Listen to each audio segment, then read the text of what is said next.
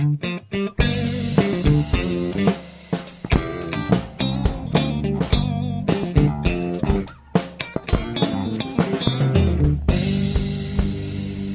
for Common Ground Indonesia mempersembahkan drama radio Pemimpin Super, Suara Perempuan. Zaman sudah berubah, perempuan bebas berekspresi, menggapai semua cita-cita, dan bahkan menjadi presiden. Kini zaman memang sudah berubah, biarkan perempuan berkreasi tentang keadaan di negeri ini, biarkan perempuan bersuara. Saudara, kita bertemu lagi di Pemimpin Super Suara Perempuan. Kali ini dalam episode Sambil Jatuh Tertimpa Tangga. Komunitas Kedai Suara sedang prihatin pada ragam kekerasan, terutama yang mengatasnamakan agama, yang masih terus saja marak terjadi. Doktrin agama kerap dibawa untuk melakukan kekerasan dalam bentuk razia, sweeping kelompok yang dianggap sesat, perusakan aset atau tempat ibadah, serta kebencian kepada kelompok yang berbeda, kekerasan verbal, dan bukan mustahil berubah menjadi kekerasan fisik. Dan apabila aksi kekerasan atas nama agama dan moral tidak dihentikan, maka akan hadir teror di tengah masyarakat yang diderita oleh kaum minoritas.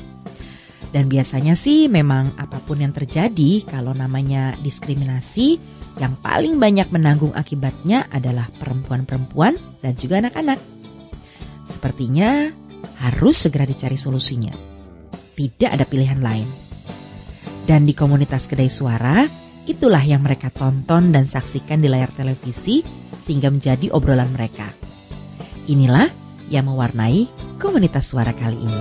Biarkan perempuan bersuara, biarkan perempuan bersuara, biarkan perempuan bersuara.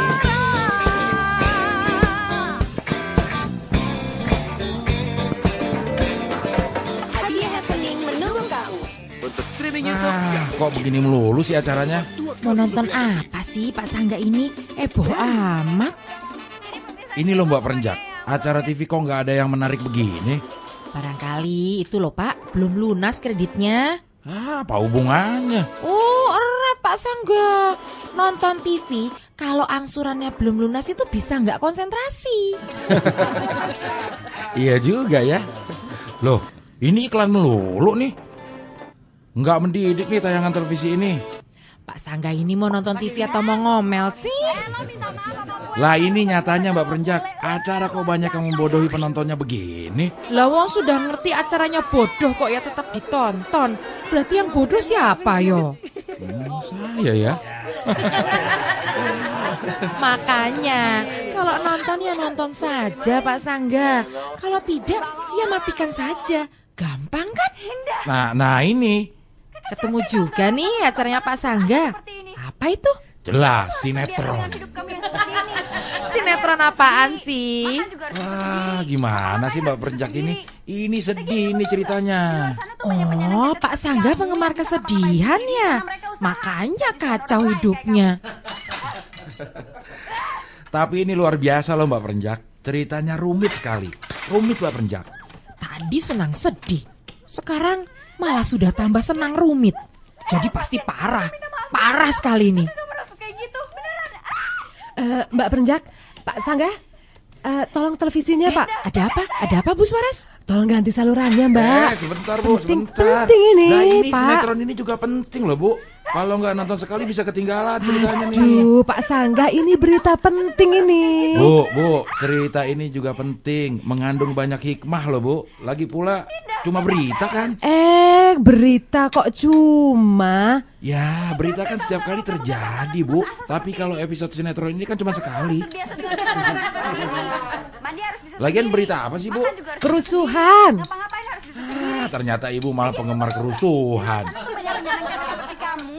Sudah toh ngurus Pak Sangga nggak ada rampungnya. Sini remote-nya. Mana ini Bu ya? Mana? Terus Mbak, terus. Nah, terus. Nah, itu. Stop. Lah itu. Kencengin Mbak, tolong Mbak. Wah, iya ya rusuh. Ini untuk kesekian kalinya Pak Sangga, isu-isu agama menjadi pemicu kerusuhan. Ya ampun, brutal banget ya. Aduh, kok gitu ya? Kita yang di sini saja beda-beda agama. Tapi kok nggak sampai segitunya sih? Wah, berarti kan bukan agamanya toh Bu ya? Itu kan orang-orangnya ya Bu ya? Tuh kan, kemarahan kalau udah terbakar jadi pada nggak inget lagi kalau kita itu sebetulnya bersaudara. Itulah Pak, beda lagi dengan yang dialami tamu kita ini nih. Semua menoleh pada seseorang yang ditunjuk Bu Suara, seorang wanita muda yang tengah mengusap dahinya yang berpeluh, sementara tangan yang satunya lagi mengipas-ngipas wajahnya dengan koran. Loh, kenapa? Kok saya ketinggalan berita nih? Begini loh Pak Sangga, Bu Lis ini sekarang ini tinggal di desa sebelah. Dulunya beliau ini tinggal di daerah Jawa Barat, persisnya di desa yang menganut kepercayaan Wiwitan. Oh iya toh. Gimana tuh ceritanya? Bu Lis nggak keberatan kan bercerita nih? Boleh saja. Sebetulnya mah ini cerita lama. Tunggu dulu. Wiwitan. Iya. Saya pernah dengar itu. Kalau ndak salah persisnya di Cimahi. Di Cirende. Betul, Bu? Persis, Pak. Apa yang Bapak dengar teh? Wah, agak miris sih. Pak Bijak ini. Tuh the point aja, kenapa sih? Bikin penasaran aja. Sepertinya orang-orang yang tinggal di desa itu mendapat perlakuan yang berbeda dengan masyarakat di tempat lain. Betul. Kami memang merasakan itu dari turun-temurun. Pasalnya apa? Wah, masa sih aku nggak tahu hal ini ya? Tunggu deh. Wah, Bu Lis cerita aja lah. Dua orang ini malah bikin tambah penasaran. Iya, Bu. Oh iya, saya ingat sekarang. Kebanyakan dari masyarakatnya menganut kepercayaan Sunda Wiwitan. Masyarakat di dusun kami teh memang kebanyakan menganut kepercayaan Sunda Wiwitan. Tapi karena kepercayaan bukan agama, jadinya ya anak-anak yang kami lahirkan tidak diakui, tidak tercatat. Dan perkawinannya tidak tercatat juga. Ya tidaklah, Pak. Saya ingat nih Pak, memang masyarakat di desa Cirende tidak bisa menikah secara tercatat karena tidak ada kejelasan agama di KTP mereka. Betul kan Bu Lis? Begitulah. Dan anak-anak di sana teh ya, di sekolah terpaksa ikut pelajaran agama lain. Agama apa aja agar bisa sekolah. Lah, piye itu? Ya, biar nilai pelajaran agama di rapot tidak kosong. Kalau kosong kan ya, tidak bisa naik kelas, Mbak. Wah, kok ada ya kayak gitu?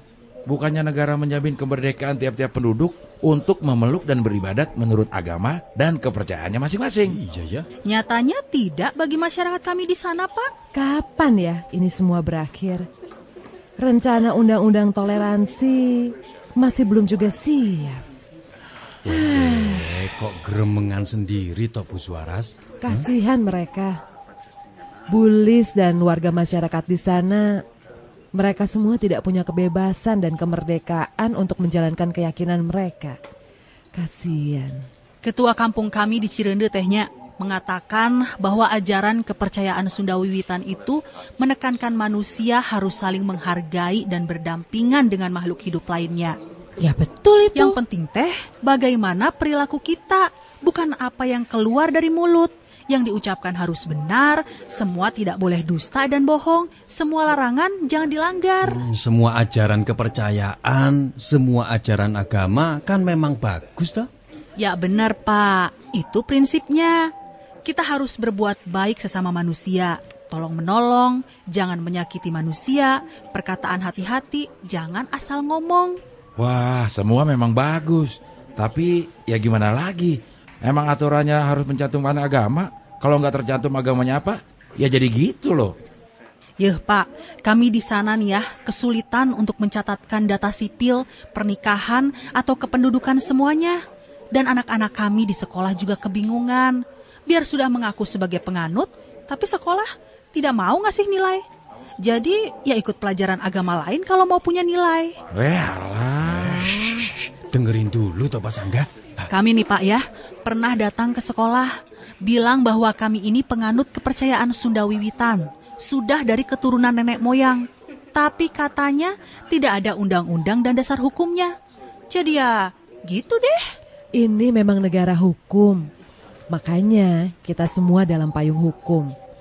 Nah, kalau masalah masyarakatnya Bu Lis, memang memerlukan payung hukum tersendiri. Bu Suaras, udah hujan kok ngomong payung terus toh Bu?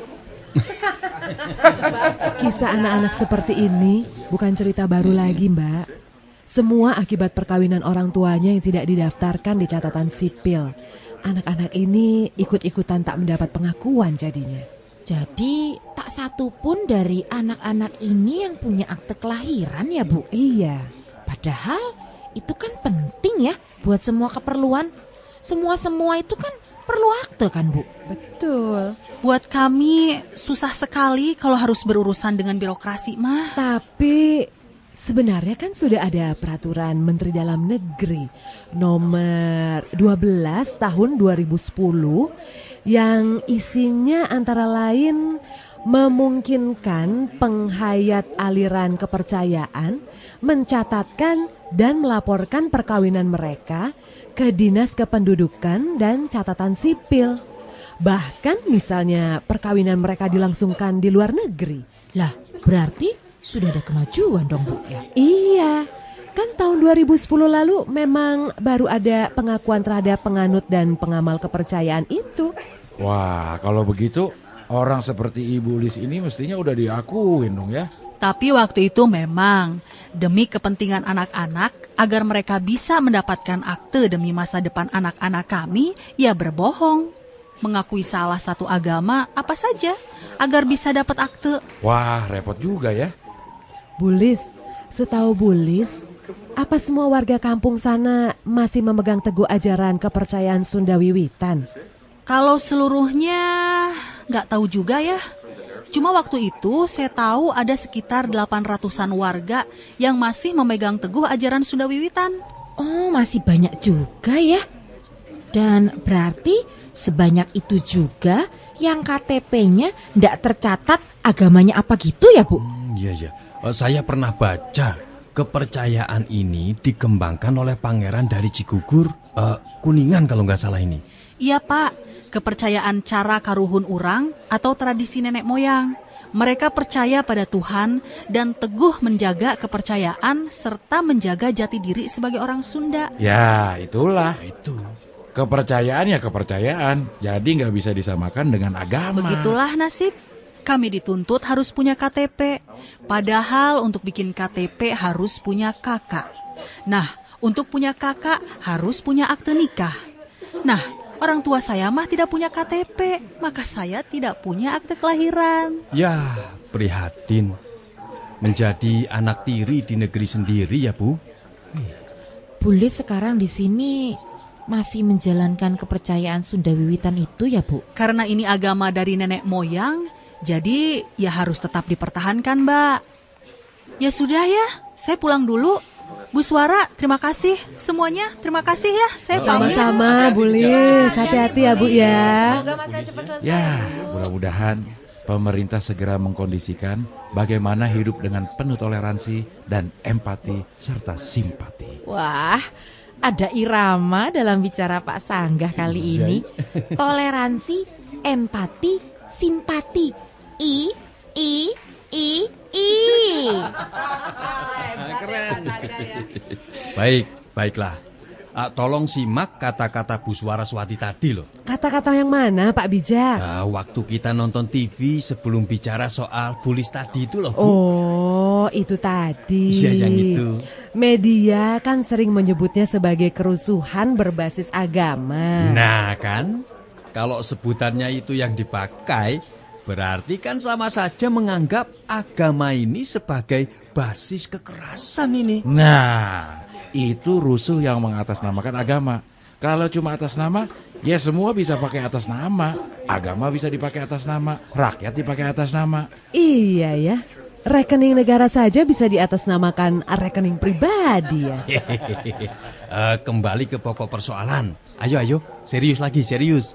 Ini soal bangsa dan negara loh ini. Gimana tadi itu, Bu? Jangan keliru. Saya tidak sedang mengajak membahas jenis-jenis konfliknya. Itu biar dibahas ahlinya. Tapi mau itu konflik atas nama agama, atas nama aliran ini, keyakinan itu. Yang penting lihat siapa pelakunya. Nah, ayo kita lihat rekaman ini nih.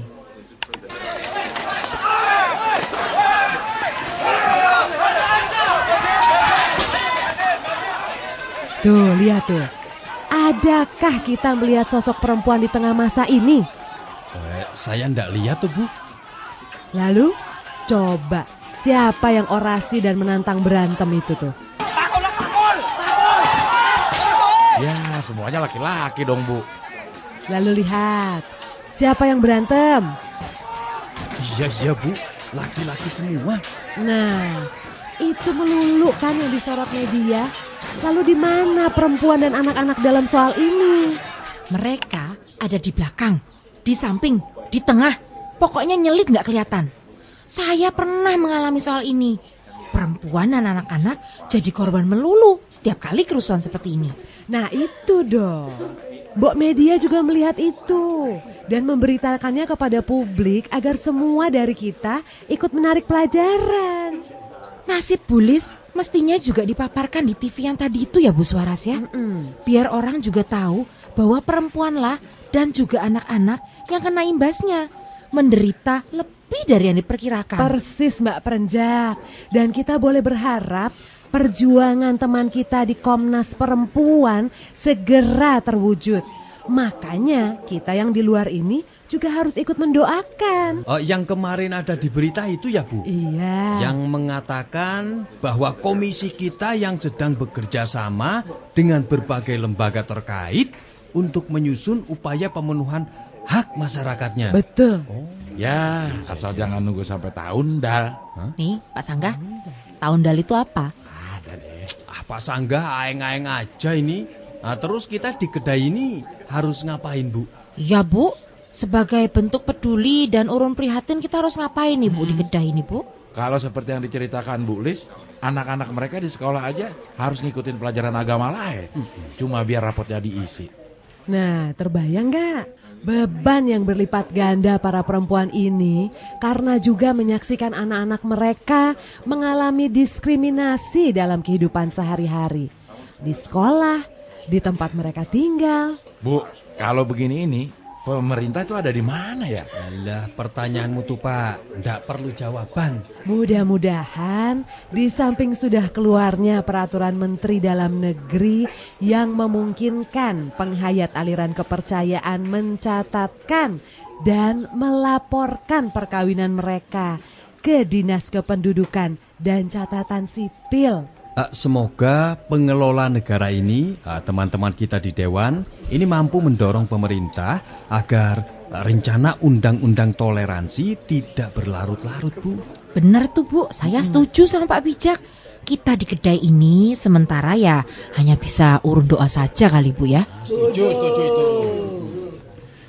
Saya juga setuju sekali. Keadaan yang dialami Bu Lis kan seperti wajah bopeng yang merusak peradaban. Seperti yang saya bilang tadi Pak, perlu disebarluaskan bahwa sudah ada peraturan Presiden nomor 25 yang isinya tentang syarat dan tata caranya pendaftaran penduduk dan catatan sipil. Ya, jangan sampai keterusan.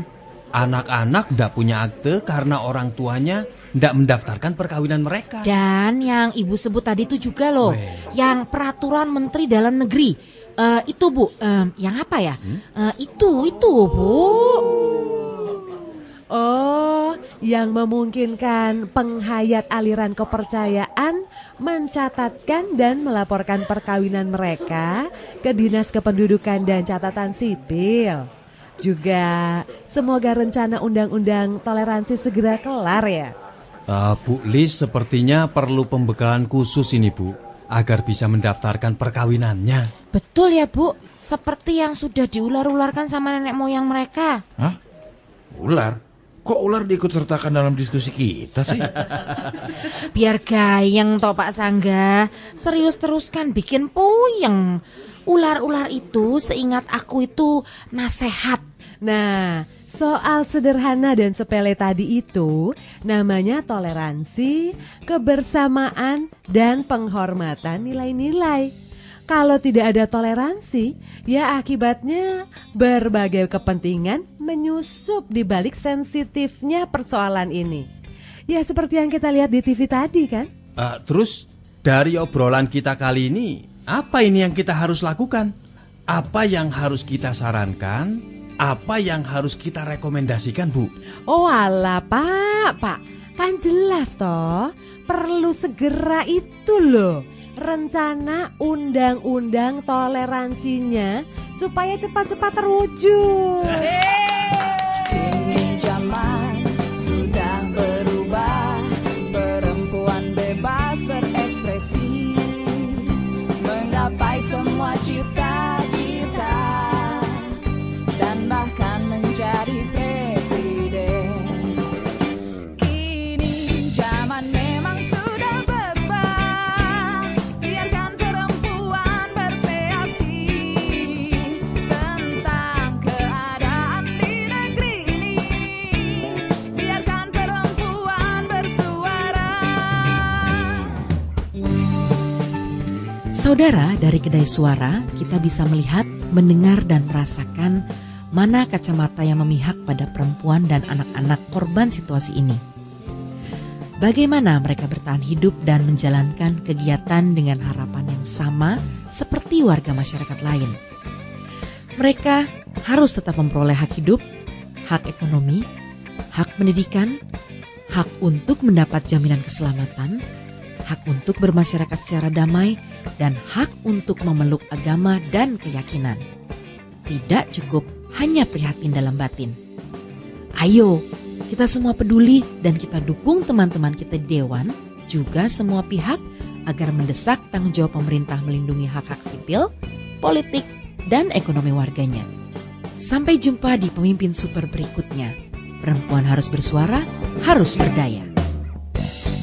Pemimpin Super Suara Perempuan dipersembahkan oleh Search for Common Ground Indonesia. Naskah ditulis oleh Pri GS, didukung oleh Abdel Ahrian, Marsi Sahulata, Jody Masardi, Desire, Nuning Purnama, teknik montase dan sutradara Edi Sulistyo. Sampai jumpa. Biarkan